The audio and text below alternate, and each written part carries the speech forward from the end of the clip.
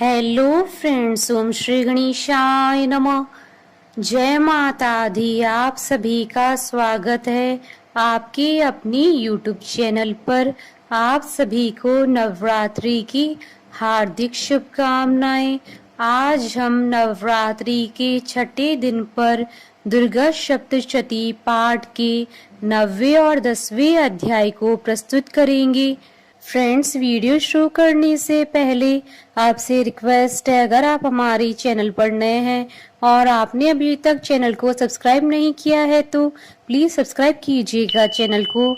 साथ ही प्रेस कीजिएगा bell icon को, जिससे नए वीडियो से रिलेटेड नोटिफिकेशन आपको तुरंत प्राप्त हो सके। और वीडियो पसंद आने पर वीडियो को लाइक और शेयर जरूर कीजिएगा, ताकि सभी भक्तों को इस वीडियो का लाभ प्राप्त हो सके।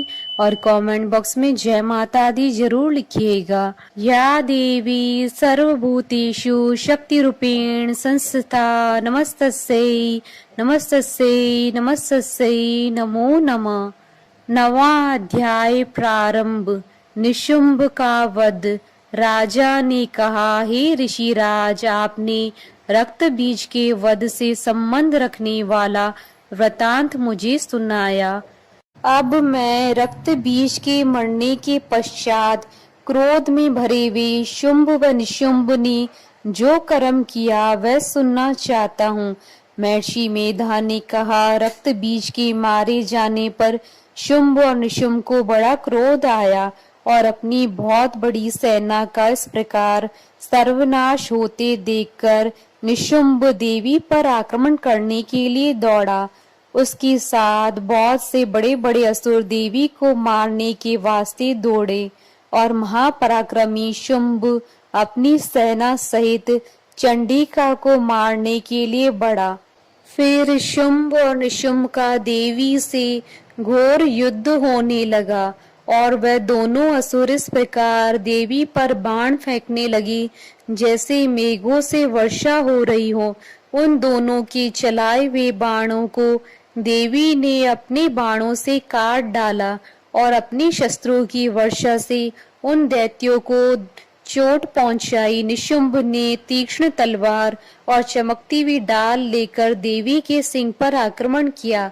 अपनी वाहन को चोट पहुंची देखकर देवी ने अपने शूरप्र नामक बाण से निशुंभ की तलवार व डाल दोनों को ही काट डाला। तलवार और डाल कट जाने पर निशुंभ ने देवी पर शक्ति से प्रहार किया। देवी ने अपने चक्र से उसके 2 टुकड़े कर दिए। फिर क्या था, दैत्य मारे क्रोध की जल भुन गया और उसने देवी को मारने के लिए उसकी ओर शूल फेंका, किंतु देवी ने अपने मुक्के से उसको चूर चूर कर डाला। फिर उसने देवी पर गदा से प्रहार किया। देवी ने त्रिशूल से गदा को भस्म कर डाला। इसके पश्चात वह फरसा हाथ में लेकर देवी की ओर लपका। देवी ने अपने तीखे बाणों से उसे धरती पर सुला दिया। अपने पराक्रमी भाई निशुंभ के इस प्रकार से मरने पर शुंभ क्रोध में भरकर देवी को मारने के लिए दौड़ा।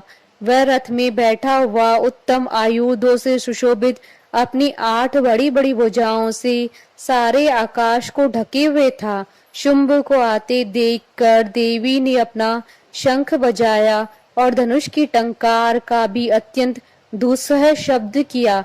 साथ ही अपने घंटे के शब्द से, जो कि संपूर्ण दैत्य सेना के तेज को नष्ट करने वाला था, संपूर्ण दिशाओं में व्याप्त कर दिया।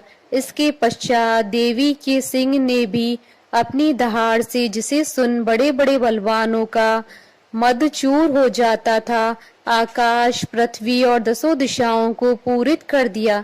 फिर आकाश में उछलकर काली ने अपने दांतों तथा हाथों को पृथ्वी पर पटका। उनके ऐसा करने से ऐसा शब्द हुआ जिससे कि उससे पहले के सारे शब्द शांत हो गए। इसके पश्चात शिवदूती ने असुरों के लिए भय उत्पन्न करने वाला अट्टहास किया, जिसे सुनकर दैत्य थर्रा उठे और शुंभ को बड़ा क्रोध हुआ। फिर अंबिका ने उसे, अरे दुष्ट, खड़ा रहे कहा तो आकाश से सभी देवता जय हो बोल उठे। शुंभ ने वहां आकर ज्वालाओं से युक्त एक अत्यंत भयंकर शक्ति छोड़ी, जिसे आते देखकर देवी ने अपनी मोहलाका नामक शक्ति से काट डाला।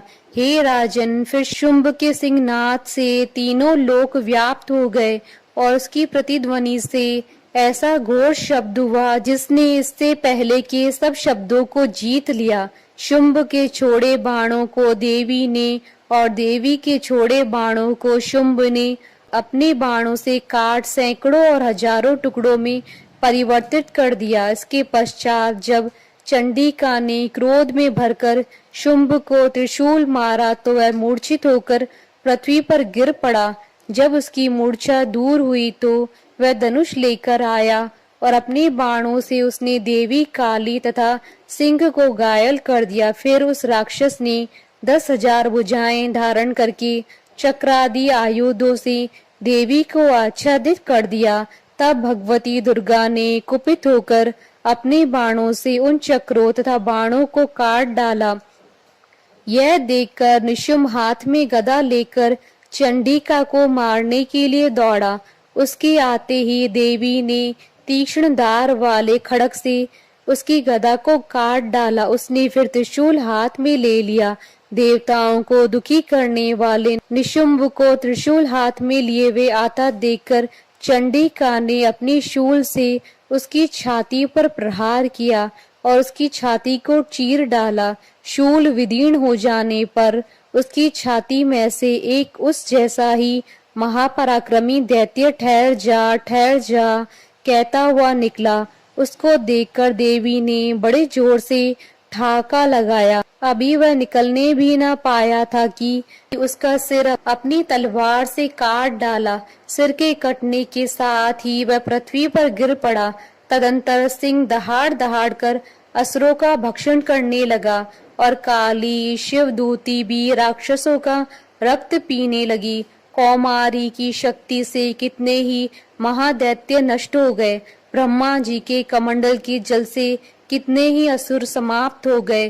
कई दैत्य माहेश्वरी के त्रिशूल से विदीर्ण होकर पृथ्वी पर गिर पड़े और वराही के प्रहारों से छिन्न भिन्न होकर धराशायी हो गए।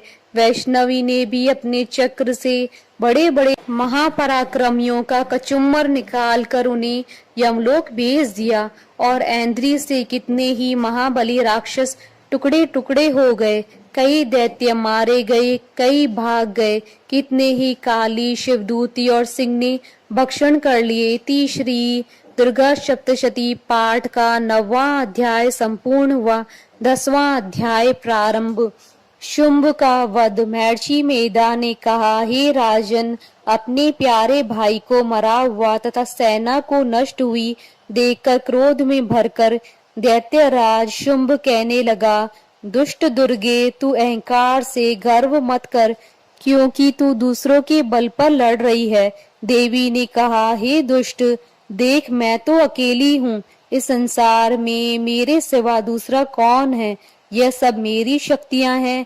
देख, यह सबकी सब मुझ में ही प्रविष्ट हो रही हैं। इसके पश्चात ब्राह्मणी आदि सब देवियां उस देवी के शरीर में लीन हो गई और देवी अकेली रह गईं। तब देवी ने कहा, मैं अपनी ऐश्वर्य शक्ति से अनेकों रूपों में यहाँ उपस्थित हुई थी। उन सब रूपों को मैंने समेट लिया। अब अकेली ही यहाँ खड़ी हूँ, तुम भी यहीं ठहरो। महर्षि मेधा ने कहा। तब देवताओं तथा राक्षसों के देखते देखते देवी तथा शुंभ में भयंकर युद्ध होने लगा। अंबिका देवी ने सैकड़ों अस्त्र शस्त्र छोड़े। दैत्यराज ने भी भयंकर अस्त्रों का प्रहार आरंभ कर दिया। देवी के छोड़े वे सैकड़ों अस्त्रों को दैत्यों ने अपने अस्त्रों से काट डाला। इसी प्रकार शुंभ ने जो अस्त्र छोड़े उनको देवी ने अपनी भयंकर हुंकार के द्वारा ही काट डाला। दैत्य ने जब सैकड़ों बाण छोड़कर देवी को ढक दिया तो क्रोध में भरकर देवी ने अपने बाणों से उसका धनुष नष्ट कर दिया। धनुष कट जाने पर दैत्येंद्र ने शक्ति चलाई, लेकिन देवी ने उसे भी काट कर फेंक दिया।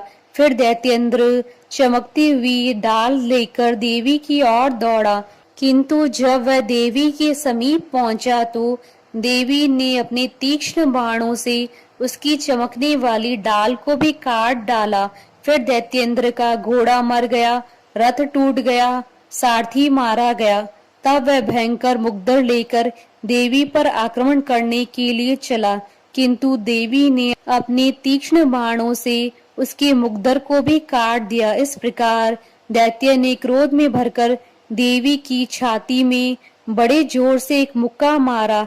दैत्य ने जब देवी को मुक्का मारा तो देवी ने भी उसकी छाती में जोर से एक थप्पड़ मारा। थप्पड़ खाकर पहले तो दैत्य पृथ्वी पर गिर पड़ा, किंतु तुरंत ही वह उठ खड़ा हुआ।